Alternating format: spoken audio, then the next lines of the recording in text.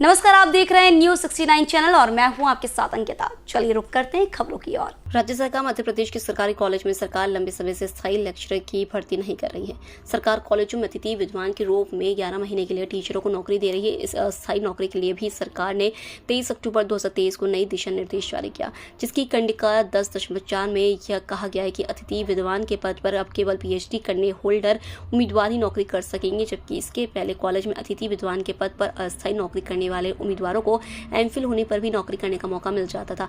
नए नियम के आने के बाद अब अतिथि विद्वान केवल PhD होल्डर ही हो सकेंगे। अतिथि विद्वान प्रियंका उपाध्याय ने सरकार की 2023 की इस नई गाइडलाइन को मध्य प्रदेश हाई कोर्ट में चुनौती दी।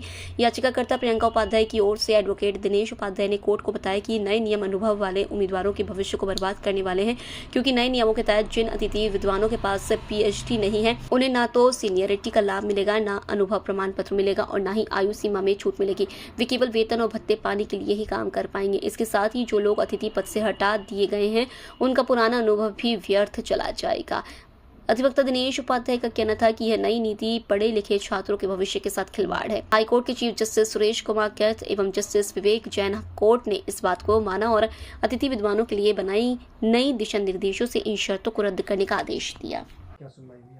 ये मामला ऐसा है कि मध्य प्रदेश भर में जो अभी विभिन्न कॉलेजों में जो अतिथि शिक्षा के अतिथि विद्वान नियुक्त किए जाते हैं, उनको उनकी भर्ती प्रक्रिया को लेके मध्य प्रदेश शासन ने 23 अक्टूबर 2023 को नए दिशा निर्देश जारी किए और उस दिशा निर्देश की कंडिका 10.4 में ये निर्देश दिए गए हैं कि कोई भी अतिथि विद्वान जो कि PhD डिग्री धारक नहीं है उसको आगे से नियुक्ति नहीं दी जाएगी और जो अतिथि विद्वान पहले से कार्यरत हैं उनको केवल वेतन या भत्ते की पात्रता रहेगी। उनको अन्य लाभ जैसे सीनियरिटी, अनुभव प्रमाण पत्र या आयु सीमा में छूट नहीं दिया जाएगा और जो फॉलन आउट हो गए हैं उनको भी कोई लाभ नहीं दिया जाएगा।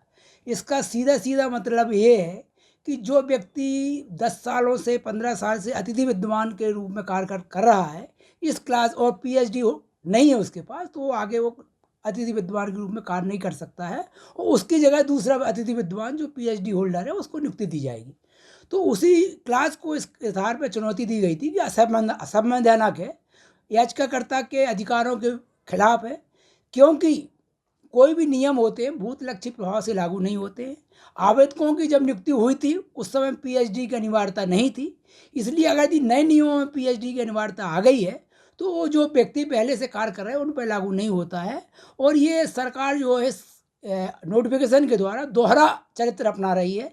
एक तरफ तो जो कंटिन्यू हैं, जो PhD होल्डर नहीं है और सेवारत हैं, उनको तो यथावत रखा जा रहा है और दूसरे जो कि सेवा से किसी कारण से बाहर हो गए या नए सत्र में उनके लिए जगह नहीं थी तो उनको वंचित किया जा रहा है। इसमें मुख्य रूप से याचिकाकर्ता प्रियंका उपाध्याय की ओर से यही तर्क दिया गया कि 23 जो अक्टूबर 2023 की गाइडलाइन है उससे एक सप्ताह पहले ही वो फॉलन आउट हुई थी। तो इस तरीके के कैंडिडेटों के साथ ये दुर्भावनापूर्ण तरीके से या भेदभावपूर्ण तरीके से किया जा रहा है, उनके अधिकारों का हनन किया जा रहा है।